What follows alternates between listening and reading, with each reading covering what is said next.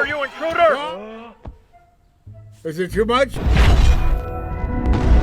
Hey Sleeper, selamat datang. Siapa nih yang kangen sama film Up? Nah, sembari menunggu dan menemani buka puasa kalian kali ini, aku mau bawain alur cerita film Up dari film yang pertama sampai film yang terakhir. So, yang penasaran langsung aja nih, tarik selimut kalian rapat-rapat, siapkan bukaan puasa kalian dan selamat menonton.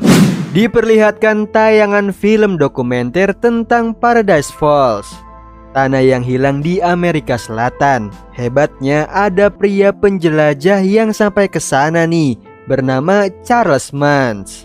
Dia menaiki balon udara bersama anjing-anjing kesayangannya, sekaligus membawa pulang kerangka monster Paradise Falls. Namun dia dituduh ilmuwan kalau kerangkanya palsu, hingga dia didepak dari klub petualang. Yang membuat Charles bertekad nih akan membawa monsternya hidup-hidup dan pantang pulang sebelum mendapatkannya.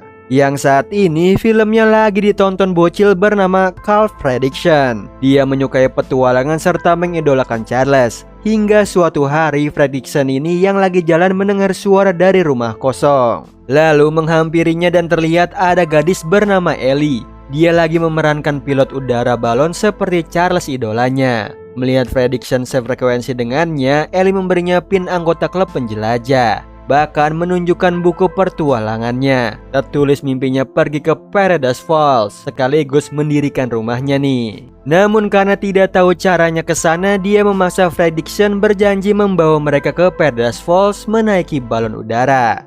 Yang sebelum itu terjadi, Fredricksen ini mengikat janji pernikahan bersama Ellie, lalu merenov rumah kosong itu saat pertama kali mereka bertemu. Mereka pun menjalani kehidupan dengan kesederhanaan dan kebahagiaan. Hingga suatu ketika Ellie mengalami keguguran. Dia merasa terpuruk. Fredricksen yang melihatnya menghibur Ellie dengan mengingat impian mereka pergi ke Paradise Falls. Di situ Ellie jadi bersemangat lagi, dan semenjak itu mereka menabung untuk ke sana. Malangnya ada aja nih kejadian yang menimpa mereka hingga harus memakai uang tabungannya. Seiring waktu berlalu, Ellie dan juga Fredricksen ini menua. Di sini Fredricksen menyadari mimpi istrinya ke Paradise Falls belum juga terwujud. Dia pun inisiatif membeli tiket pesawat untuk pergi bersama. Namun takdir berkata lain. Ellie jatuh sakit dan meninggal dunia, meninggalkan Fredricksen menjalani hidupnya sendirian. Di mana di sekeliling rumah Fredricksen ini berganti menjadi gedung-gedung tinggi. Bahkan rumahnya ditawar sama developer, tapi Fredricksen enggan menjualnya sebelum dia mati. Tiba-tiba ada yang mengetuk pintu rumahnya. Ada bocil gemoy bernama Russell. Dia ini adalah anggota klub pramuka yang membantu orang tua agar mendapatkan lencana. Dengan begitu dia bisa naik level jadi senior explorer. Di sini Fredricksen yang tidak membutuhkan bantuan apapun menggantinya menyuruh Russell mencari seekor burung bernama Snipe di sekitar rumahnya. Yang tentunya Russell nurut dan mencarinya. Bersamaan truk menyenggol kotak surat milik Fredricksen. Di situ ada pria yang ingin memperbaikinya, namun Fredricksen menolak hingga tak sengaja memukulnya hingga berdarah. Pada akhirnya Fredricksen harus mempertanggungjawabkannya, serta dipindahkan ke rumah panti jompo esok pagi. Fredricksen jadi putus asa dan pasrah, sampai akhirnya menemukan kembali buku petualangan istrinya. Ia membuatnya merencanakan sesuatu di pagi hari, yaitu rencana pelariannya kabur dari panti jompo. Dia akan pergi menuju Paradise Falls bersama rumah balonnya, demi mewujudkan impian istrinya.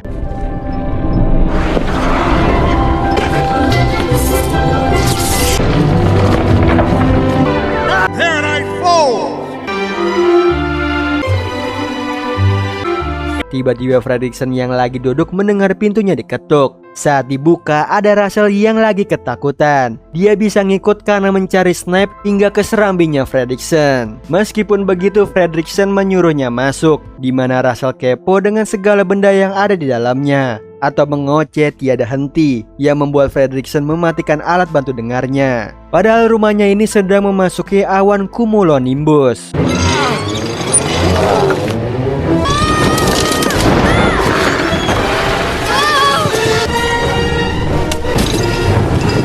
Hingga Fredricksen jatuh kelelahan sehabis melewati badai petir. Jadi yang mengambil alih setirnya adalah Russell. Ia membawa mereka ke langit hampa. Karena tidak ada angin yang berhembus, Fredricksen memotong tali balonnya.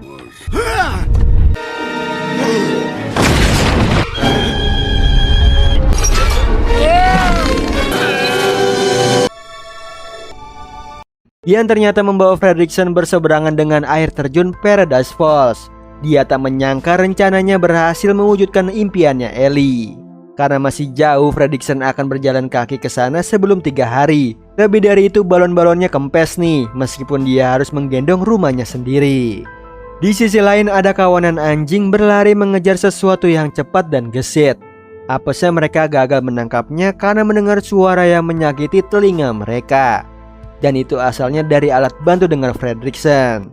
Ternyata dia dan juga Russell sudah memasuki hutan, di mana Russell di situ pergi pup nih. Sehabis pup dia melihat jejak kaki aneh, lalu mengikutinya karena sosoknya belum juga terlihat. Russell menantinya sambil makan coklat. Yang anehnya coklatnya dicomot dari balik semak. Hi boy, snipe. Good little snipe. Snipe. Betapa terkejutnya Russell apa yang dia lihat. Dia langsung membawanya ke Fredricksen dan ternyata ada burung monster. Di situ si burung sangat menyukai Russell hingga Russell menamainya Kevin. Berbeda dengan Fredricksen, dia mengusir Kevin sejauh mungkin. Meskipun begitu, Russell yang sudah merasa klop sama Kevin ingin mengajaknya ikut serta mengantar rumah Ellie. Sayangnya Fredricksen melarangnya. Saking keras kepalanya Russell, dia menyuruh Kevin mengikuti mereka diam-diam. Tiba-tiba ada yang memanggil Fredricksen dan Russell. Bersamaan mereka melihat sosok manusia dari kejauhan. Begitu didekati, hanya ada batu dan seekor anjing yang bersahabat. Ajaibnya dia bisa berbicara. Oh yes, Bruh! my name is Doug. Ternyata yang tadi memanggil adalah si anjing bernama Doug. Ia seekor anjing yang dipasangi kalung sama majikannya supaya bisa berbicara. Dan tujuannya di sini ingin membawa Kevin. Sementara itu segerombolan anjing yang dipimpin Alpha lagi mengendus jejak kaki monster yang adalah Kevin. Tujuan mereka sama nih, kayak Doug ingin menangkapnya. Nah, karena berbeda kelompok, Alpha menghubungi Doug. Herannya Doug bersama Kevin di tempat lain. Melalui alat pelacak, Alpha dan lainnya pergi menyusul Doug. Padahal Dougnya sendiri lagi memohon Kevin untuk dia jadikan sandera. Ia menghambat Fredricksen pergi ke air terjun secepatnya. Untungnya dia punya cara agar Doug dan Kevin pergi, yaitu menyuruh Doug mengejar bola yang dilempar, lalu melempar coklat untuk Kevin. Dengan begitu mereka sibuk sendiri. Jadi kesempatan untuk Fredricksen mengajak Russell lari secepat mungkin menjauhi mereka. Apesnya Doug dan Kevin tetap bisa menyusul. Singkat cerita, di pagi hari Fredricksen terkejut balonnya banyak yang kempes. Bersamaan Kevin mencuri makanan dari dalam rumahnya. Tidak berapa lama Kevin berteriak nih. Ya menurut Doug dia memanggil anak-anaknya yang ada di bebatuan. Setelah itu Kevin pergi meninggalkan Fredricksen dan Russell yang tiba-tiba didatangi geng Alpha. Ditambah dia juga memarahi Doug karena tidak bersama Kevin. Sebagai gantinya Fredricksen dan Russell yang dibawa ke markas mereka. Ternyata di sana ada pria tua yang terkejut Fredricksen sampai ke Paradise Falls menaiki rumah yang bisa terbang. Dan ternyata pria itu adalah Charles. Fredricksen bukan main senangnya bertemu dengan idola dia dan istrinya. Begitupun Charles merasa Fredricksen bukan ancaman. Dia mengajaknya masuk ke dalam balon udara miliknya, di mana banyak koleksi kerangka hewan di sana. Lalu mengajak Fredricksen dan Russell makan malam. Ia membuat Fredricksen berterima kasih pada Charles berkat pertualangannya. Dia dan juga istrinya terinspirasi bisa ke Paradise Falls. Namun penjelajahan Charles masih berlanjut. Dia belum juga menemukan monster yang selama ini dia cari. Padahal dia sudah mencoba segala cara menangkapnya.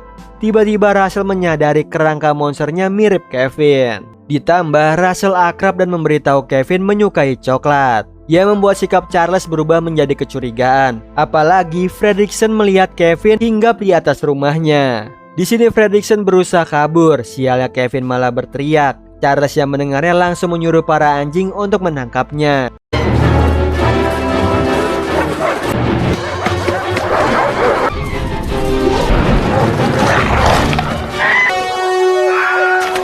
Malangnya kakek Kevin tergigit Alpha. Di situ Russell mengobatinya. Sambil tertati-tati, Kevin ingin kembali ke anak-anaknya nih. Fredricksen yang tidak tega memutuskan akan menemaninya.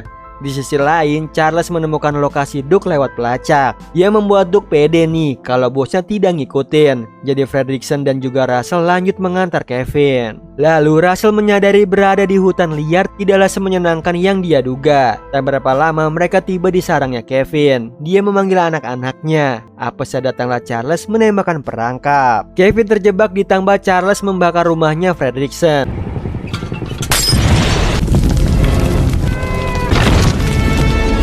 Seketika Fredricksen berlari ke rumah dan memadamkan apinya. Sedangkan Kevin dibawa anjing-anjingnya Charles, di mana Russell tidak mampu menghentikannya dan menyalahi Fredricksen membiarkan Kevin dibawa pergi. Meskipun begitu, Fredricksen tidak mau disalahkan. Ini akibatnya bertemu dengannya Duke dan juga Kevin. Lalu Fredricksen melanjutkan perjalanannya sendirian menuju air terjun sambil Russell mengikutinya dari belakang. Akhirnya Fredricksen tiba nih di samping air terjun Paradise Falls, di mana Russell berhenti mengejar rencana penjelajahnya. Lalu Fredricksen membiarkannya dan memilih masuk ke rumah. Dia merapikan sofanya dan juga milik Ellie.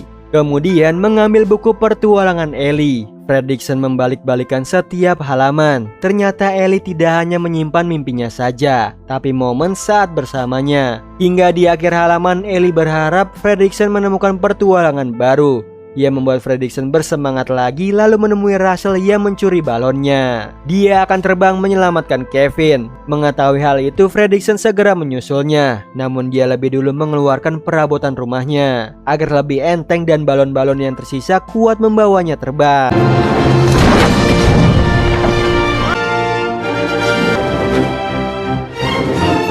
Syukurnya Duke ngikut juga nih. Di sisi lain, Russell sampai di balon udaranya Charles, lalu masuk ke dalamnya yang ternyata dijaga oleh anjing-anjing.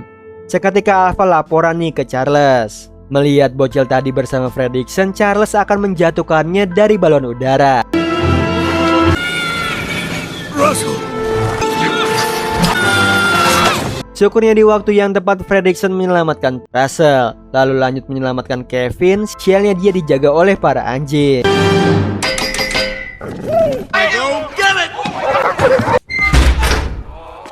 Setelah itu para anjing laporan ke Charles kalau Kevin kabur bersama Russell melintas di hadapan balon udaranya. Saat itu juga Charles mengirim unit penyerang untuk menangkap Russell. Di saat yang sama Charles berhasil menemukan Fredricksen, Duke dan juga Kevin. Charles langsung menyerang Fredricksen tanpa ampun.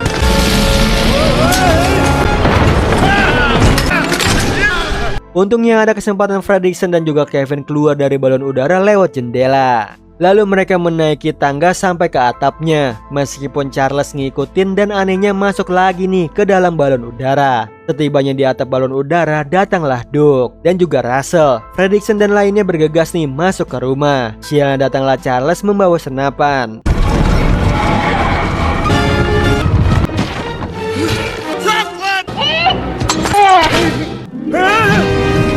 Akhirnya Charles terjun bebas bersamaan Fredricksen merelakan rumahnya jatuh di telan awan. Singkat cerita setelah itu mengantarnya Kevin ke anak-anaknya. Di akhir film, Fredricksen dan Russell pulang menaiki balon udaranya Charles. Mereka langsung menuju penghargaan pramukanya Russell di sekolah, di mana Charles mengganti rencananya dengan pin jelajah milik Ellie, lalu memakan es krim sambil menghitung mobil merah dan juga biru. Sementara itu rumah Ellie dan Fredricksen mendarat tepat di samping air terjun Paradise Falls. Diperlihatkan Carl Fredricksen setelah menjelajahi di film Up sebelumnya. Dia menjual balon udara milik Charles, lalu membeli rumah untuk ditinggalinya dan juga Duke seekor anjing yang memakai kalung yang membuatnya bisa berbicara. Besok paginya Duke membangunkan Fredricksen, kemudian Duke sarapan, begitu juga dengan Fredricksen. Menyiapkan sarapan kesukaannya yaitu roti selai kacang. Setelah itu Fredricksen ke halaman untuk membuat sesuatu dan meminta Duke tetap diam di dalam rumah. Tapi di situ Duke menghampiri Fredricksen yang sedang membuat sebuah kandang umpan makanan burung. Duke penasaran nih dan mencoba ingin membantu tuannya. Tapi di situ Fredricksen meminta Duke diam dan untuk patuh kepadanya. Duke pun mengerti dan memanggil Fredricksen papa karena sudah seperti ayahnya. Setelah jadi lalu memasukkan makanan umpan burung. Karena kecapean, Fredricksen ini meminta Duke untuk menjaga pengumpan burung sementara dia tidur. Duke yang melihat tuannya kepanasan, dia mengambil bak yang biasa dipakainya mandi, lalu menutupi wajah tuannya dari sinar matahari. Lalu Duk kembali berjaga nih dan melihat sesuatu yang hinggap di atas umpan. Duk langsung menggonggong yang ternyata dia mengusir burung yang mau memakan umpan itu. Merasa bersalah, Duk memanggil burung itu kembali. Namun Duk melihat tupai yang mengincar umpan tersebut. Duk pun kembali berjaga. Tanpa disadari, si tupai diam-diam berhasil naik ke atas umpan. Duk yang menyadari langsung mengusir tupai itu. Yeah, I am pretending to obey. Duk terus mengejar tupai itu hingga membuat kekacauan di halaman dan seluruh makanan di dalam umpan terjatuh. Sehingga burung itu kembali namun tidak ada makanan untuknya. Kemudian Duk mengambil sebungkus makanan burung di dalam rumah. Tanpa disadari si tupai kembali berulah dengan merobek kantong makanan hingga berceceran. Hal itu membuat Duk jengkel kepada tupai itu dan mengejarnya hingga naik ke atas pohon. Lalu Duk yang terjebak di ranting pohon terjatuh.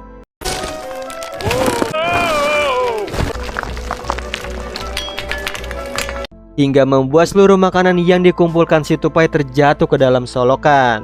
Melihat si tupai merasa sedih, Duk pun merasa kasihan, lalu memberikan selai kacang milik Fredrickson kepada tupai itu. Tidak lama Fredrickson terbangun. Dia kaget melihat halamannya berantakan. Di situ Duk juga jujur bahwa makanan burung juga habis dan selai kacang favorit Fredrickson diberikan kepada tupai. Mendengar itu, Fredrickson tidak marah kepada Duk karena tindakan Duk sangat baik. Dia beruntung memiliki seekor Duk. Besoknya Duk sedang bermain dengan mainan kesayangannya. Lalu terdengar bel berbunyi. Dengan cepat Duk menghampiri pintu. Lalu Fredrickson membuka pintu yang ternyata tetangganya yang menitipkan anak anjing. Di situ Duk senang nih melihat anak-anak anjing yang tertidur sangatlah imut. Lalu Fredrickson membawa ke halaman belakang dan meminta Duk untuk menjaganya. Kemudian para anak anjing itu terbangun dan mengajak Duk bermain. Dengan senangnya Duk pun bermain kejar-kejaran bersama para anak anjing. Faster than you. Dizzy, I am running not in a straight. Hello, puppy. Setelah itu, para anak anjing menggigit seluruh badannya Duk hingga membuatnya kesakitan, namun Duk hanya pasrah. Singkat cerita, kemudian Fredrickson datang memberikan mereka makan. Jatah makanan Duk ikut dimakan oleh para anak anjing.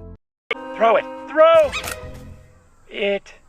Setelah selesai makan, para anak anjing tertidur pulas. Di situ Duk pun senang nih karena mereka tertidur. Tapi tidak sengaja Duk menginjak mainannya berbunyi dan membuat para anak anjing terbangun. Kemudian mereka menyerbu mainan tersebut hingga rusak. Lalu Duk menyelamatkan mainannya yang lain. You may play with my toys for dogs, you.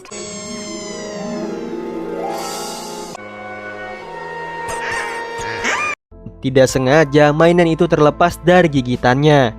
Hingga para anak anjing menggigitnya, tersisa satu mainan yang berhasil diselamatkan Duk. Kemudian datanglah seekor tupai yang membuat para anak anjing ketakutan. Melihat itu Duk mengajari para anak anjing untuk menggonggong dan tidak takut kepada tupai. You do not scare us, you squirrel. Hingga akhirnya para anak anjing berhasil mengusir tupai itu pergi. Setelah itu Duk mengajari berbagai hal nih kepada para anak anjing. Kemudian datanglah Fredrickson yang akan mengembalikan para anak anjing itu. Duk pun merasa sedih. Lalu Duk memberikan hadiah mainan satu-satunya kepada para anak anjing. Setelah itu Duk meminta Fredrickson untuk memelihara anak anjing. Mendengar itu Fredrickson akan mempertimbangkannya dahulu. Keesokan harinya terlihat Fredrickson dan Duk baru pulang dari perayaan pesta hari jadi kota mereka. Kemudian mereka duduk di halaman belakang, lalu Fredrickson bernostalgia mengenang masa lalunya bersama Ellie. Setelah itu jam menunjukkan pukul 9, di mana kembang api akan menyala. Duk yang tidak tahu itu lalu dijelaskan oleh Fredrickson bahwa kembang api seperti bunga raksasa. Namun Duk yang melihat petasan kembang api menyala membuatnya panik ketakutan. Close your eyes and run! Hey, Papa! My face. Duk menarik tuannya masuk ke dalam rumah dan tidak lama Duk kelelahan lalu tertidur. Kemudian Duk bermimpi indah, dia melihat semua benda yang disukainya. Lalu melewati tanaman bunga azalea dan melihat tuannya menjadi azalea. To our school. love our school. Di situ Duke pun terbangun nih dari mimpinya karena Fredricksen membangunkannya. Namun petasan belum selesai dan membuatnya panik ketakutan. Tidak lama Fredricksen memakaikan Duke earphone agar dia tak mendengar suara kembang api. Dan sekarang Duke bisa menikmati kembang api bersama dengan tuannya. Keesokan paginya Duke mengendus berbagai macam bau untuk merasakan indera penciumannya. Tapi tiba-tiba muncullah bau yang tidak biasa dari hembusan angin. Di situ Duke semakin penasaran nih dengan bau itu berasal. Lalu Duke menggali tanah di dekat tanaman azalea untuk pergi mencari aroma bau itu berasal. Melihat itu Fredricksen memarahi Duke yang menggali di dekat tanaman kesayangannya dan memperingatkan Duke untuk tidak menggali lagi. Namun Duke yang penasaran menjadi anjing nakal. Dia menggali untuk mencari bau itu berasal. Lalu Duke menyusuri jalanan mengikuti bau tersebut. Namun di situ dia mengendus aroma sosis bakar lalu menghampiri dan memakannya. Kemudian Duke melanjutkan penyusurannya hingga akhirnya Duke menemukan bau itu berasal dari sesuatu yang terbakar di dekat sebuah rumah. Melihat itu Duke menggonggong untuk meminta bantuan, namun tidak ada satupun orang di sana. Duke pun segera kembali ke rumah untuk memberitahu Fredricksen. Saat berlari melewati lubang galian, kalung Duke tersangkut dan terlepas. Hingga Duke menemui Fredricksen untuk memberitahunya, namun dia tidak mengerti ucapan Duke. Got a crazy dog here. A hot dog. Got it. For crying out.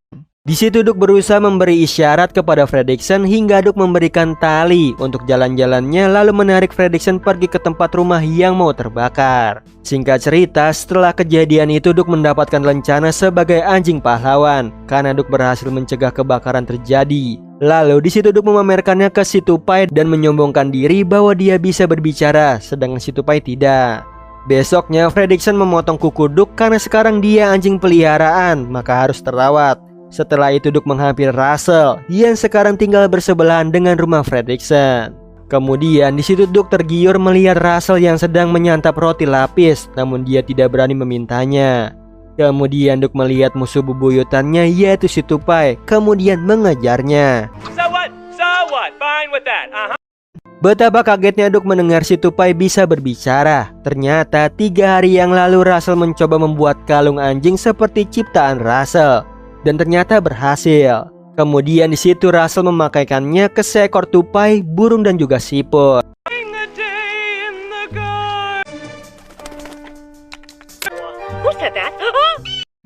Duke pun kagum dengan keahlian Russell membuat kalung itu. Lalu tupai itu terus mengoceh di hadapan Duke karena dia bisa berbicara. Lalu datanglah seekor burung yang juga bisa berbicara memarahi Duke dan juga tupai yang berisik karena bayinya sedang tidur. Russell tertawa nih melihat ketiga hewan itu berdebat. Kemudian ibu Russell memanggilnya pulang ke rumah. Karena roti lapisnya masih ada, Russell memberikannya ke Duke yang sudah menginginkan roti itu sejak tadi. Tiba-tiba muncullah si tupai dan juga burung yang mau merebut roti itu.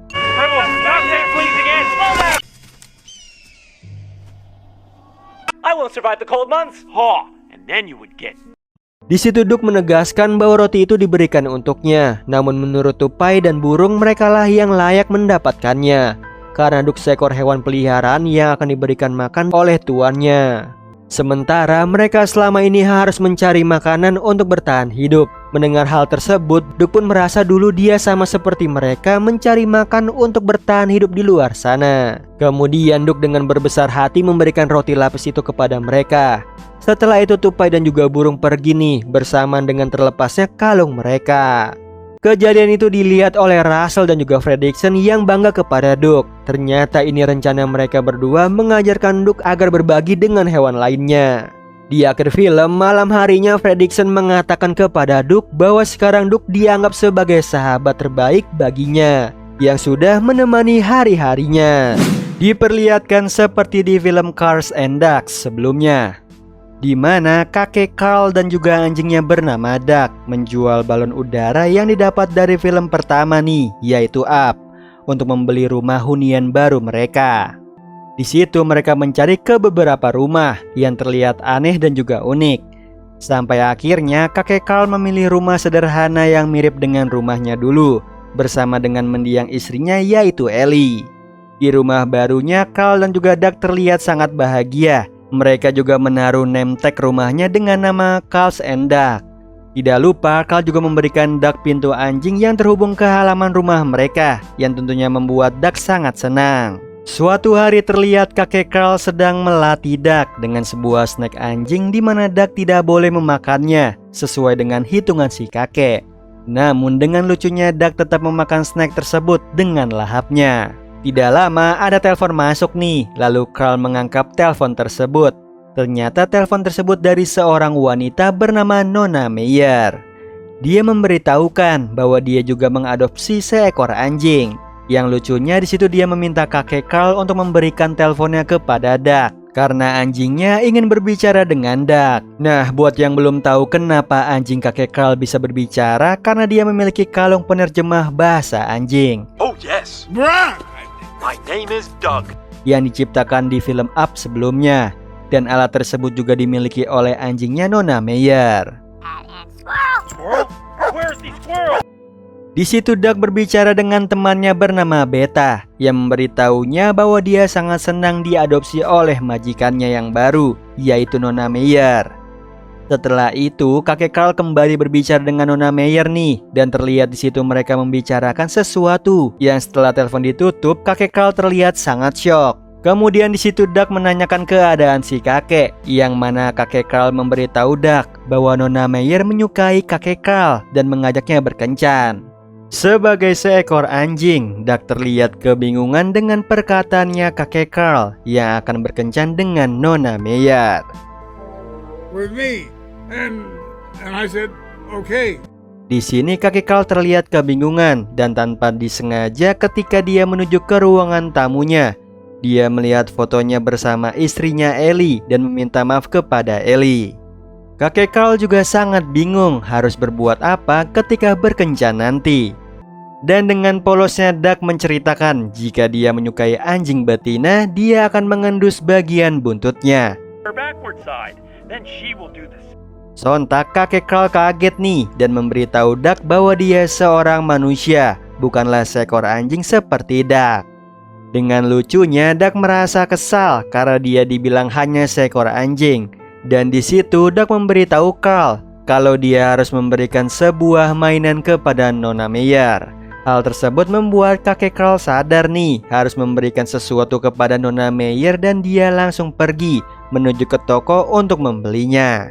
Namun kakek Carl di situ malah kelupaan membawa dompet dan juga kunci yang mengharuskan dia kembali mengambilnya. Setelah itu Duck menghampiri Russell yang sekarang tinggal bersebelahan dengan rumah Fredricksen. Kemudian di situ Duck tergiur melihat Russell yang sedang menyantap roti lapis, namun dia tidak berani memintanya. Kemudian Duck melihat musuh bebuyutannya yaitu si tupai, kemudian mengejarnya. So what? Fine with that.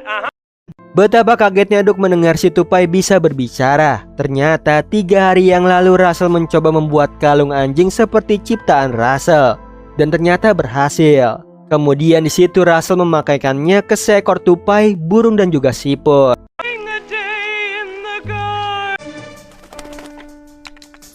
Who said that? Duck pun kagum dengan keahlian Russell membuat kalung itu. Lalu tupai itu terus mengoceh di hadapan Duck karena dia bisa berbicara. Lalu datanglah seekor burung yang juga bisa berbicara memarahi Duck dan juga tupai yang berisik karena bayinya sedang tidur. Russell tertawa nih melihat ketiga hewan itu berdebat. Kemudian ibu Russell memanggilnya pulang ke rumah. Karena roti lapisnya masih ada, Russell memberikannya ke Duck yang sudah menginginkan roti itu sejak tadi. Tiba-tiba muncullah si tupai dan juga burung yang mau merebut roti itu.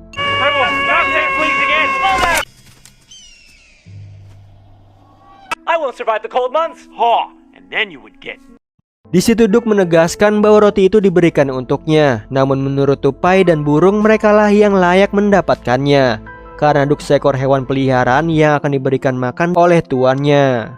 Sementara mereka selama ini harus mencari makanan untuk bertahan hidup. Mendengar hal tersebut, Duck pun merasa dulu dia sama seperti mereka mencari makan untuk bertahan hidup di luar sana. Kemudian Duck dengan berbesar hati memberikan roti lapis itu kepada mereka. Setelah itu tupai dan juga burung pergi nih bersamaan dengan terlepasnya kalung mereka. Singkat cerita, kakek Carl akhirnya kembali ke rumah dan di situ dia membawa banyak sekali bingkisan kado untuk Nona Meyer. Namun di situ Duck memberitahukan bahwa dia tidak membutuhkan itu semua karena dia adalah seekor anjing. Dan memberitahu yang membuatnya senang adalah menggali tanah dan juga menghancurkan bunga. Namun di situ sontak kakek Carl tahu bahwa dia harus memberikan Nona Meyer sebuah bunga. Lalu dia langsung menuju ke halaman belakang untuk mencabut semua bunga yang tertanam di halamannya. Setelah itu kakek Carl bersiap-siap dan memakai sebuah parfum yang tentunya membuat Duck terguling-guling karena hidungnya terlalu sensitif untuk mencium bau dari minyak wangi. Sehingga Duck harus menutupi hidungnya dengan alat sedot toilet. Lalu kakek Carl berlatih berdansa dengan dibantu oleh Duck. Yeah, what is happening?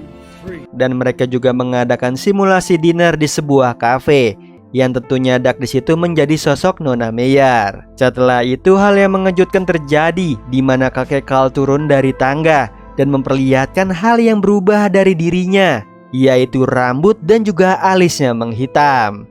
Di mana dia sengaja mengecat rambut dan alisnya agar terlihat lebih muda. Hal tersebut membuat Duck tidak mengenalinya dan meraung ke arah kakek Carl karena Duck mengira dia adalah pencuri. Namun di situ kakek Carl menjelaskan bahwa itu adalah dirinya yang membuat Duck terkejut karena itu tidak terlihat seperti kakek Carl seperti yang Duck kenal. Di situ Duck memberitahu kakek Carl nih mengapa bau dia berubah, mengapa dia bukan menjadi dirinya sendiri. Sehingga kakek Carl tidak menjadi percaya diri dan membuatnya ingin membatalkan kencannya dengan Nona Meyer. Namun di situ Duck langsung mencegahnya nih sehingga telepon rumahnya tertarik dan hancur. Seketika Duck menyuruh kakek Carl duduk dan memberitahunya bahwa perilaku dia tidak selayaknya manusia yang berani untuk bertindak, dan memberitahukan Nona Meyer bahwa kakek Carl juga menyukai Nona Meyer.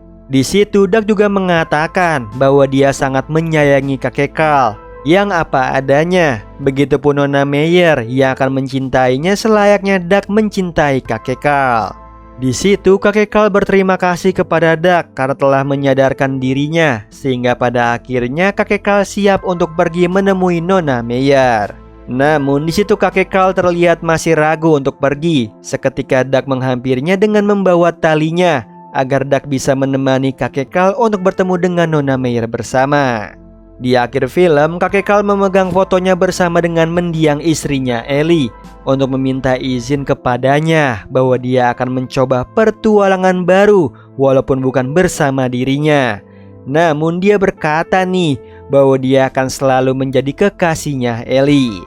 Dengan membawa setangkai bunga dan didampingi oleh Duck, kakek Carl akhirnya berangkat untuk pertualangan barunya menemui Nona Meyer. Nah, itu tadi alur cerita dari film Carl and Dad. Gimana Sleeper? Walaupun ceritanya terbilang singkat, namun makna yang didapat dari cerita ini sangatlah penting. Di mana sosok kakek Carl akhirnya mencoba membuka hatinya untuk orang lain. Setelah bertahun-tahun dia menutup hatinya karena sosok mendiang istrinya yaitu Ellie. Sehingga kakek Carl menyebut hal tersebut sebagai pertualangan baru untuknya, bahkan untuk Ellie itu sendiri. Oh iya Sleeper, kalian bisa follow nih Instagram kita di @temantidur.ytb atau @handyalfat. So Sleeper, itu tadi video kita kali ini. Semoga kalian suka sama videonya. Aku Hendy pamit. Happy nice dream and ciao.